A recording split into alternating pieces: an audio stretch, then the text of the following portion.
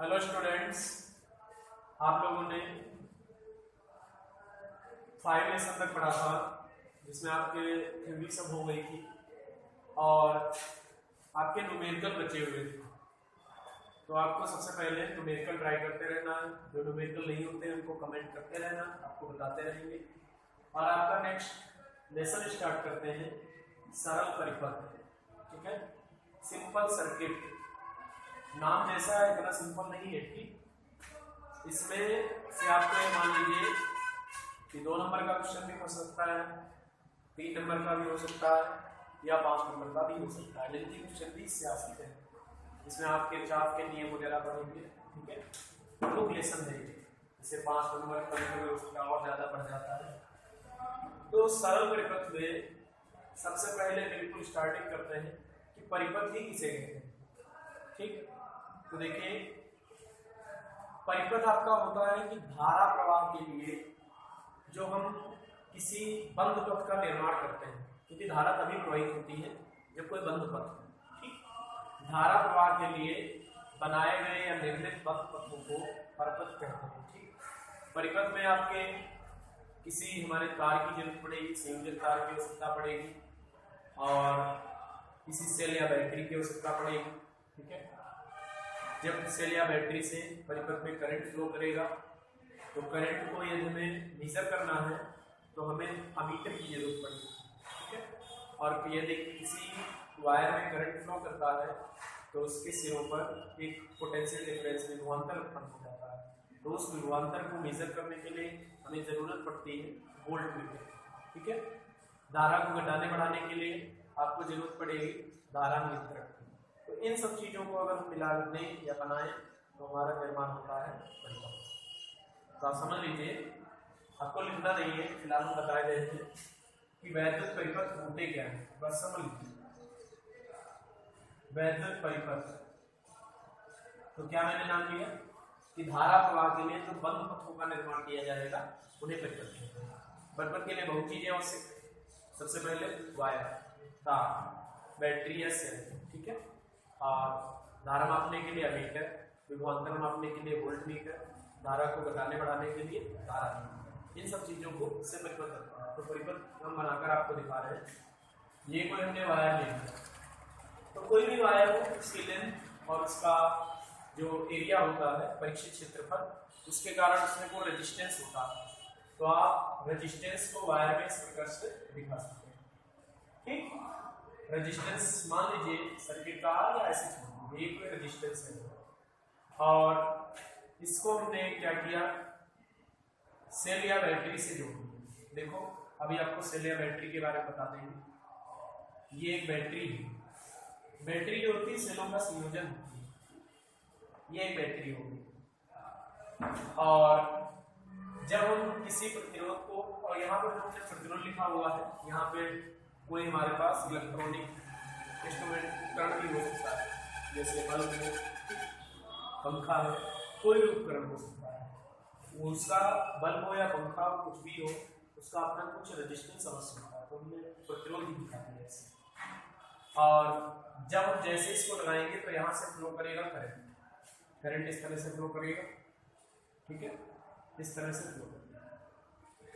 तो करंट को मापित करना है तो यहाँ पर एक जरूरत पड़ेगी हमें अमीटर। ये अमीटर लगाना है, काय का मापन करेगा ये करंट। इसके सिरों पर कोई पीडी उत्पन्न होगा, पोटेंशियल डिफरेंस, तो उसका यदि मापन करना है तो यहाँ पर हमें लगाना पड़ेगा ये वोल्ट मीटर। थोड़ा बहुत इसके बारे में जानते हैं। वोल्ट मीटर से विभवांतर नापा जाता है, मीटर से जो है धारा मापी जाती है, जानते हैं। और धारा नियंत्रक भी लगा सकते हैं आप, जैसे यहाँ पर हमने धारा नियंत्रक को जोड़ दिया।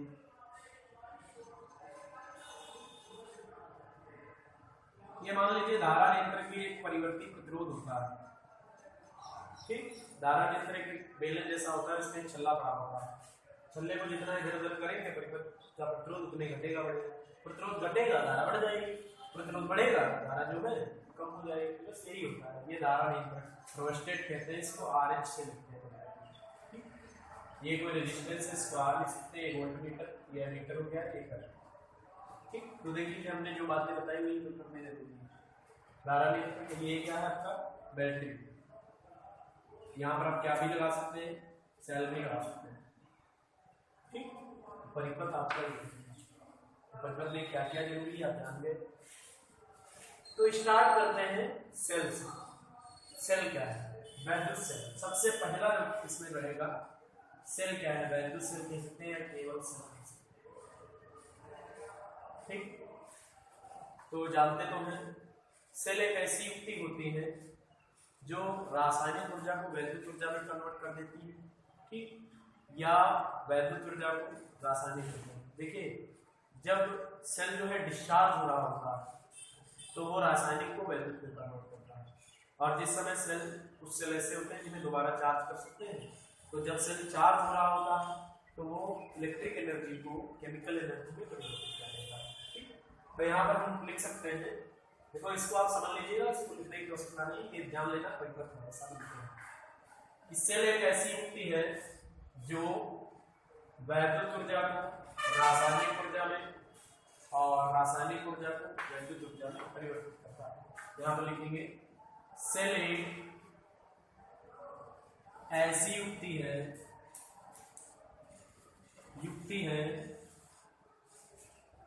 जो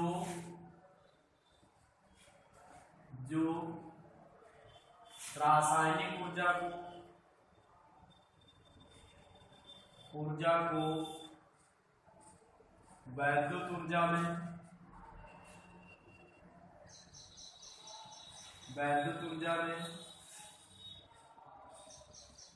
तथा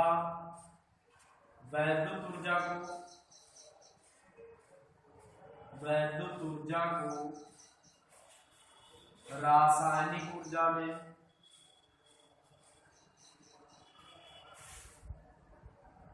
परिवर्तित करती है।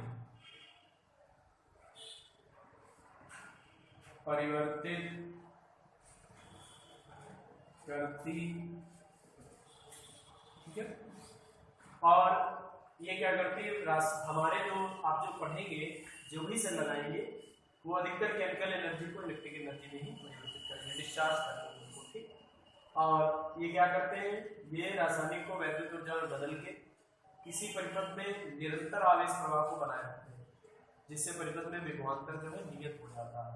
ठीक, ये सेल का कार्य होता है।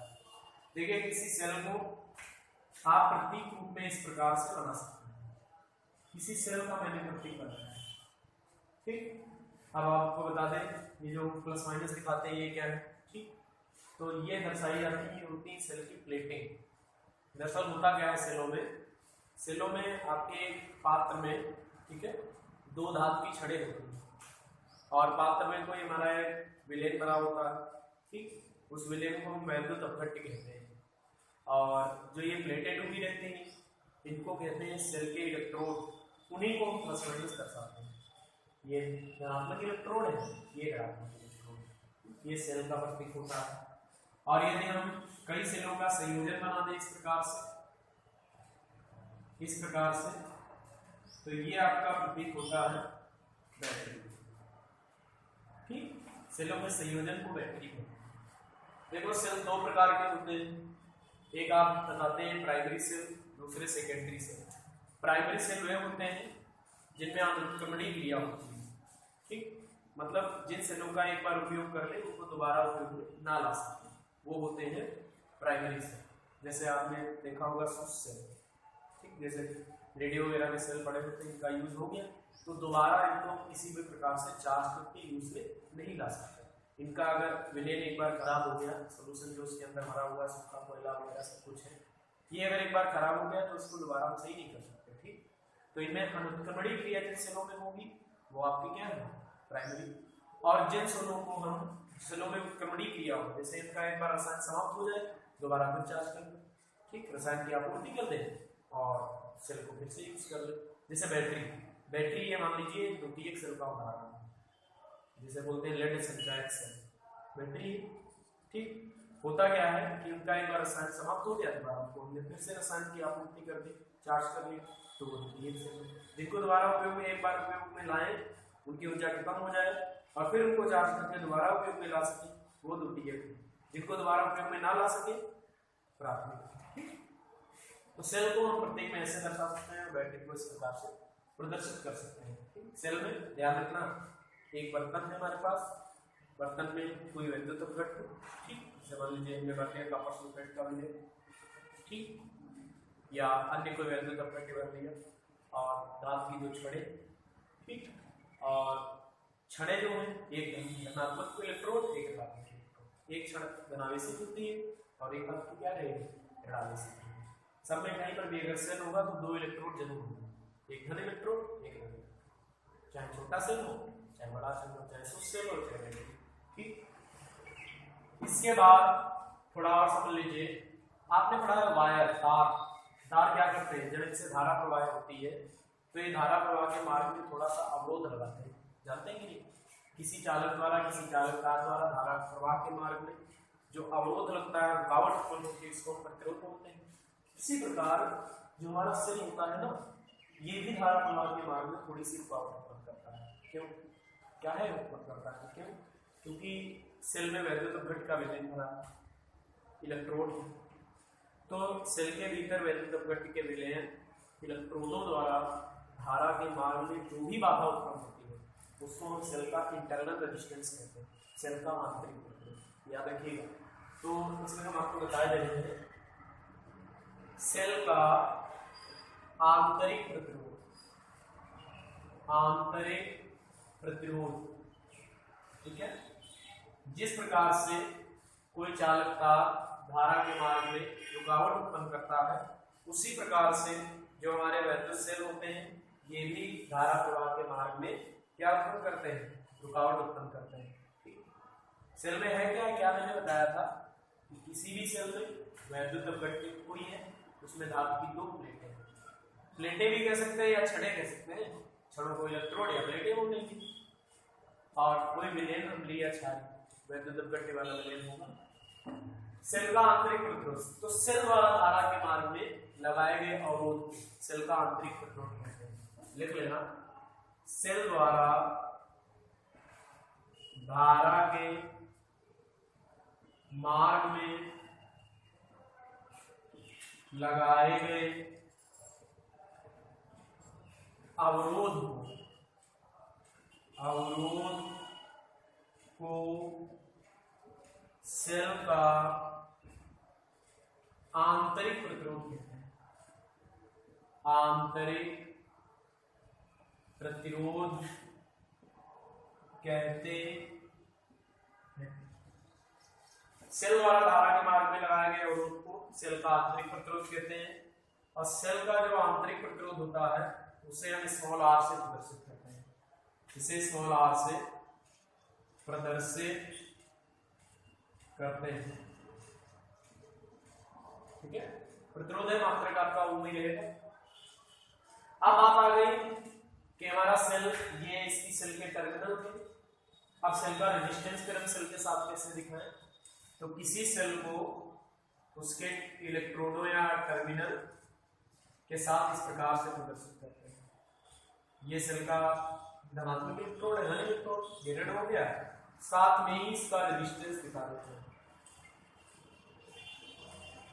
किसी सेल को प्रतीक में हम इस प्रकार से कहीं पर लिखते हैं, दर्शाते हैं, ठीक, ये आपका किसी सेल का प्रतीक है। किसके साथ हमने दर्शाया, इसके इंटरनल रेजिस्टेंस, ठीक, और ये जो है ये सेल का क्या है, धन इलेक्ट्रोड, धन प्लेट, धन इलेक्ट्रोड, और ये क्या है सेल का ऋण इलेक्ट्रोड, है ना, ऋण इलेक्ट्रोड।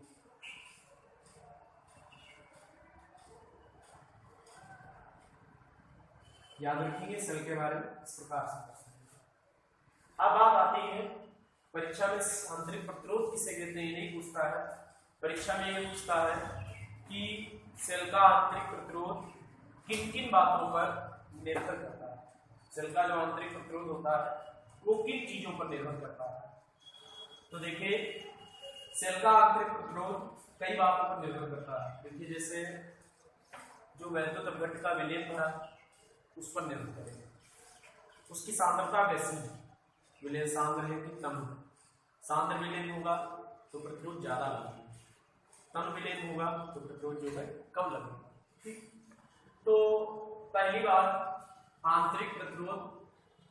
नंबर 1, वैद्युत अपघट्य की सांद्रता बढ़ाने पर आंतरिक प्रतिरोध बढ़ जाता है, मतलब वैद्युत अपघट्य की सांद्रता के अनुक्रमानुपाती होता है।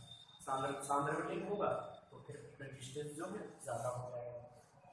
तो और दूसरी बात जिसे हमने अभी बताया था, एक ये पात्र आप बना सकते हैं इस प्रकार से किसी सेल को सामान्यता दर्शाने के लिए, और इसमें ये दो अन्य धातु की छड़ें, ठीक है, और ये वायर से कनेक्शन कर दिए, एक इसमें से प्लस है और एक क्या है, इसको एनोड बोल सकते हैं और इसको कैथोड कह सकते हैं।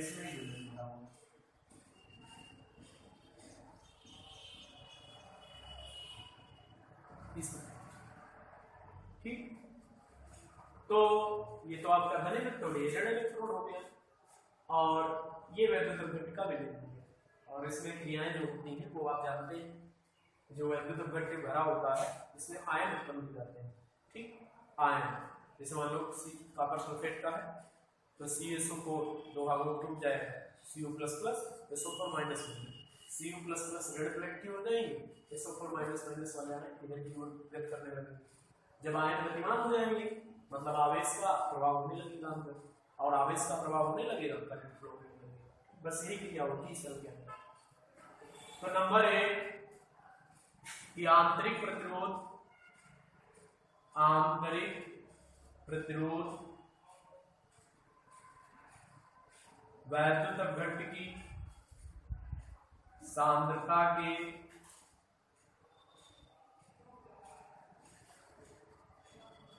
वैद्युत अपघट्य की सांद्रता, चलो एक बात और इसमें जोड़ देते हैं सरल सी, तथा इलेक्ट्रोडों के बीच की दूरी, जो इलेक्ट्रोडों के बीच की डिस्टेंस है, इस दूरी के अनुक्रमानुपाती होता है।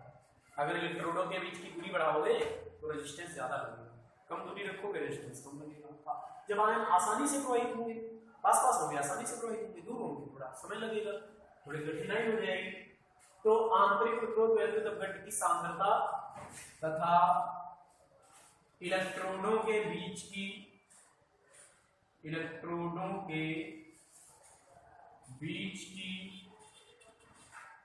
दूरी के अनुक्रमानुपाती होता है।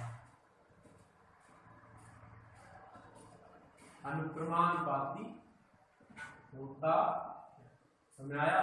आंतरिक प्रतिरोध अपघट्य की सांद्रता वैद्युत अपघट्य की बढ़ाओगे तब बढ़ जाएगा, इलेक्ट्रोडों के बीच की डिस्टेंस को आप चेंज करोगे तब भी बढ़ जाएगा, बढ़ाओगे बढ़ जाएगा, डिस्टेंस कम कर दोगे कम हो जाएगा।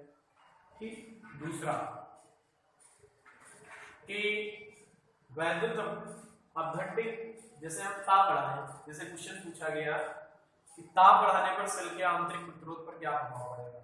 तो देखो ताप बढ़ाने पर आपको याद होगा फर्स्ट ईयर का, द्रवों की श्यानता ताप बढ़ाने पर बढ़ती घटती, ताप बढ़ाने पर द्रवों की श्यानता घटती है क्योंकि संसंजक बल जो कमजोर हो जाते हैं, और जब श्यानता घट जाएगी, ठीक, कम श्यान रहेगा, ताप बढ़ाने पर सांद्रता क्या होती है, वो श्यानता, द्रवों की श्यानता और गैसों की श्यानता पर ताप का क्या प्रभाव पड़ता है। तो देखो ताप बढ़ाने पर द्रवों की श्यानता घटती है जबकि गैसों की बढ़ती है, ये आपने पढ़ा।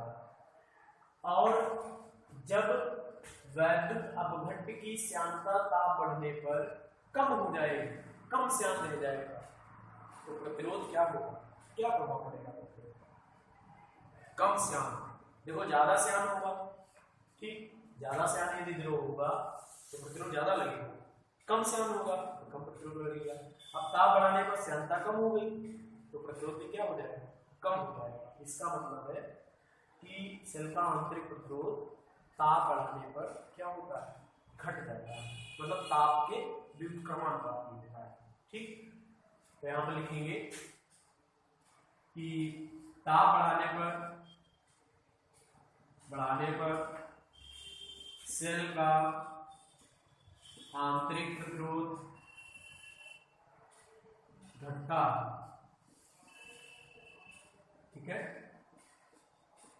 और तीसरी बात क्या है कि ये जो इलेक्ट्रोड डूबे हुए हैं, जो इलेक्ट्रोड हमने डुबाए हैं, ठीक है, इसमें जो इलेक्ट्रोड डूबे हैं, ये जितना ज्यादा इनका एरिया डूबा होगा, जैसे जो क्षेत्रफल है, जैसे मान लीजिए एक छड़ है और ये द्रव इतनी डूबी है, फिर इतनी डुबा दी तो एरिया ज्यादा हो गया डूबा हुआ, डूबे पृष्ठ का क्षेत्रफल ज्यादा हो गया।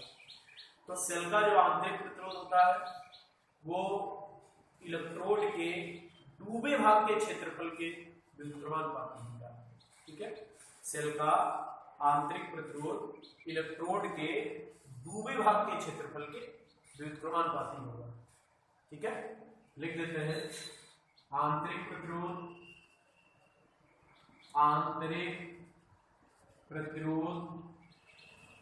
इलेक्ट्रोडों के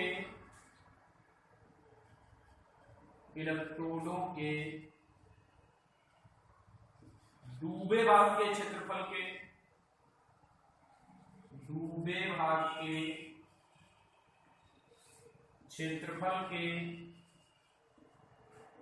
व्युत्क्रमानुपाती होता।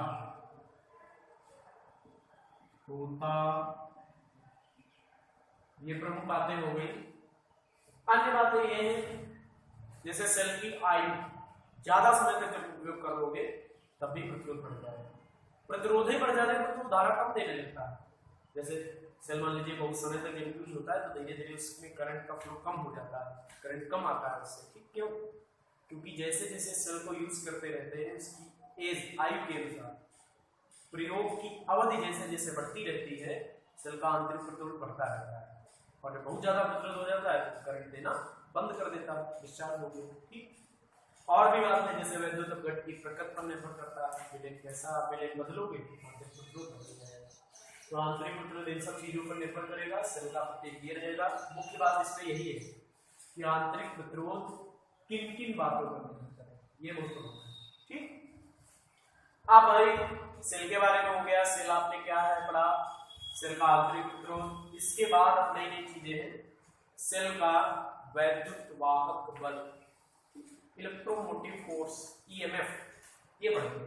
तो नेक्स्ट आपकी हेडिंग रहेगी सेल का वैद्युत वाहक बल, ठीक।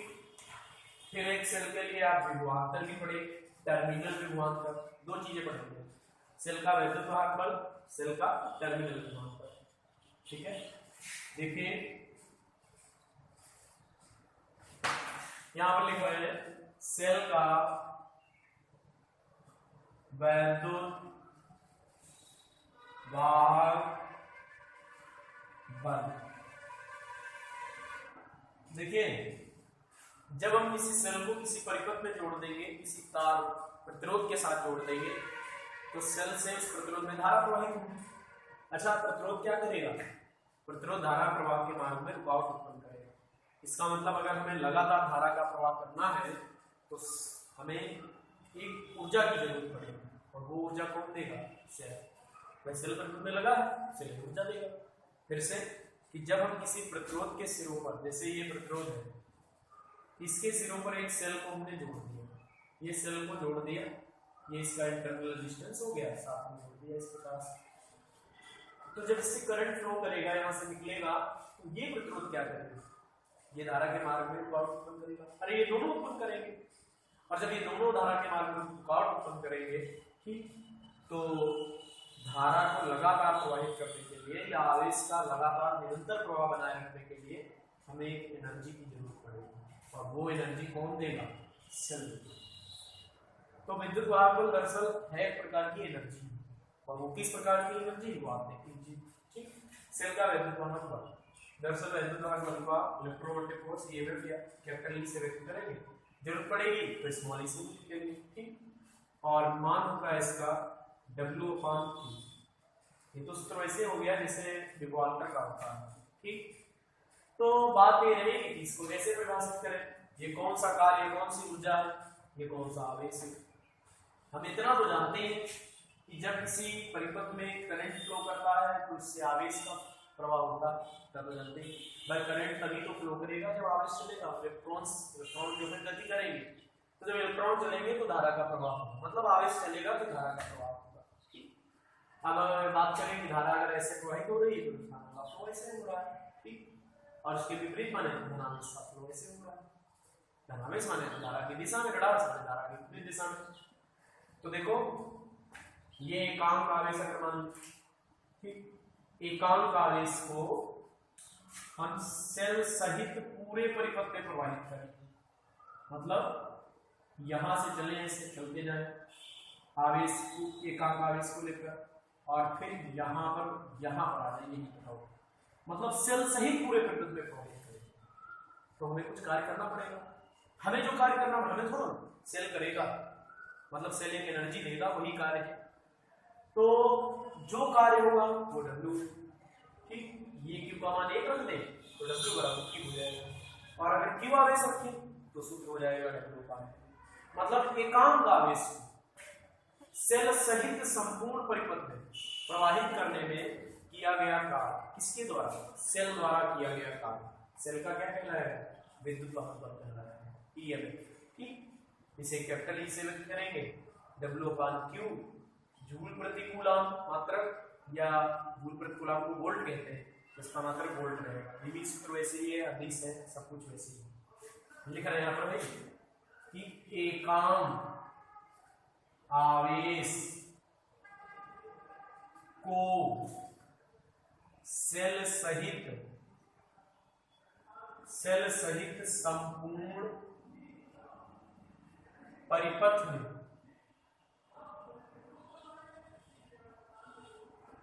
प्रवाहित करने में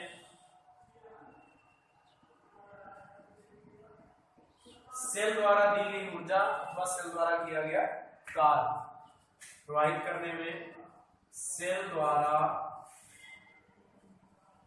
किया गया कार्य सेल का वैद्युत वाहक बल कहलाता है। सेल का वैद्युत वाहक बल कहलाता है। इसका प्रतीक E है, इसका प्रतीक E है, और यदि Q आवेश को सेल के एक सिरे से लेकर जाएं और बाहरी परिपथ में प्रवाहित करते हुए सेल के उसी सिरे पर फिर ले पूरा एक राउंड घुमा दें, तो यदि W कार्य करना पड़े और आवेश Q इक्वल टू हो जाएगा W/Q। एकांक आवेश को किसी परिपथ में प्रवाहित करने में किया गया कार्य, सेल सहित पूरे परिपथ में प्रवाहित करने में किया गया कार्य, सेल का वैद्युत वाहक बल। मात्रक के लिए कोई दिक्कत नहीं है, यूनिट इसका हो जाएगा क्या? जूल प्रति कूलम, ठीक है, जूल प्रति कूलम, या इसको क्या लिख सकते हैं, या इसको लिख सकते हैं वोल्ट, ठीक। और विमा सरल है, विमी सूत्र आप लिख सकते हैं। देखो जरूरी नहीं होता आप विमी सूत्र लिखें, बस मात्रा लिख दिया बहुत। विमी सूत्र इसका हो गया ml2 T-2, और आवेश का क्या है AT, तो विमा हो जाएगी ml2T-3A-, और ये जो है एक आपकी स्केलर क्वांटिटी है, कैसी स्केलर, ठीक है, अदिश क्वांटिटी, ठीक। तो इस प्रकार से आपने पढ़ा सेल का वैद्युत वाहक बल।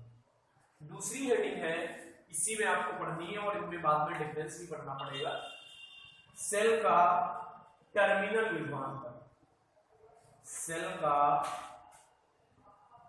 टर्मिनल विभवांतर, terminal potential difference of cell.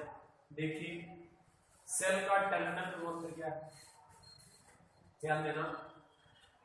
आपने बताया, इसमें आपने पढ़ा, ये कोई रेजिस्टेंस, इसके सिरे पर एक सेल जोड़ा और ये इंटरनल रेजिस्टेंस, ये, ठीक, और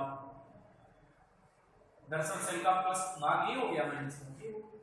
ठीक, देखो तो टर्मिनल विभवांतर को हम कैसे परिभाषित करते हैं। देखिए आप जैसे हमने प्रतीक में तो ऐसा बनाया है, लेकिन रियल में जो सेल होता है क्या ये वाला दिखता है?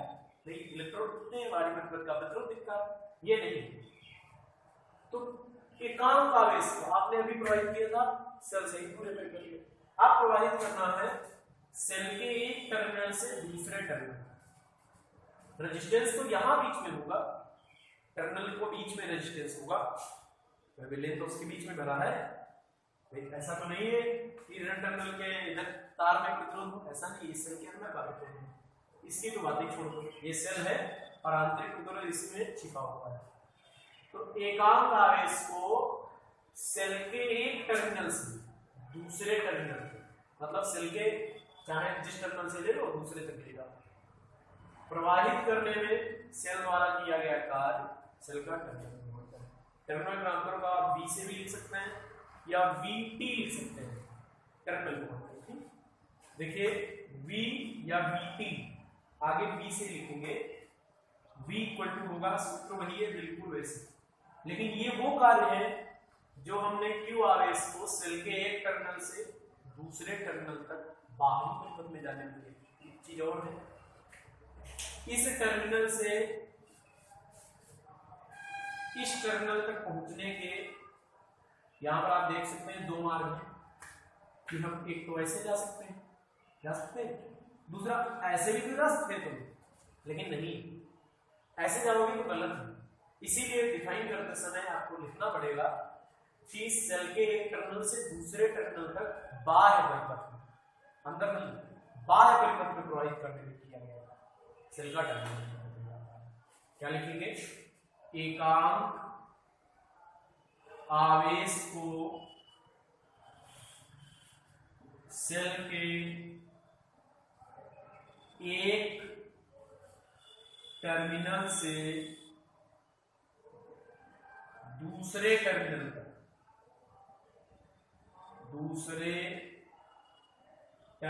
तक, बाह्य परिपथ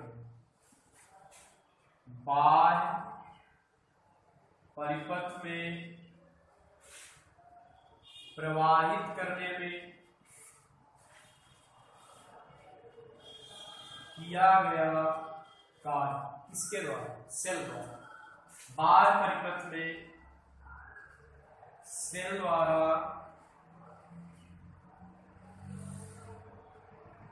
किया गया कार्य सेल का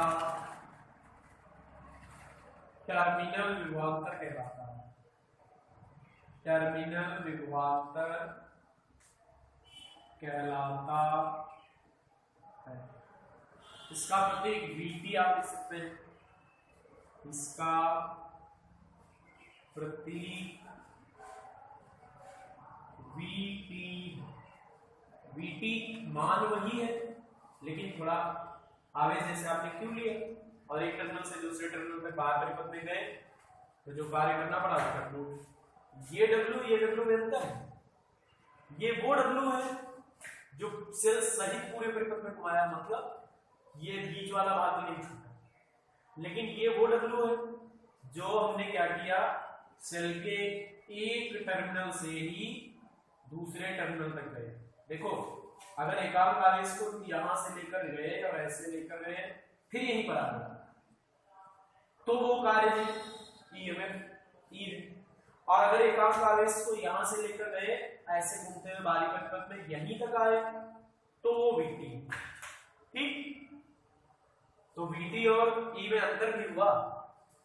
E जो है एकांक आवेश को पूरे परिपथ में घुमाने में किया गया कार्य, सेल सहित, इसलिए हमने जोड़ा था सेल सहित पूरे परिपथ में।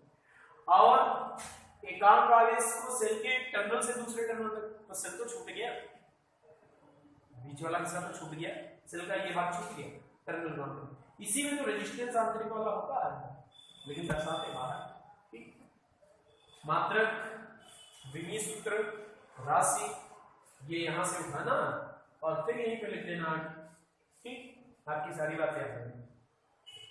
तो आज के वीडियो में आपका विद्युत वाहक बल टर्मिनल विभवांतर तक रहेगा। नेक्स्ट वीडियो में आपको इनमें डिफरेंस बताएंगे, ठीक है, फिर आगे लेकर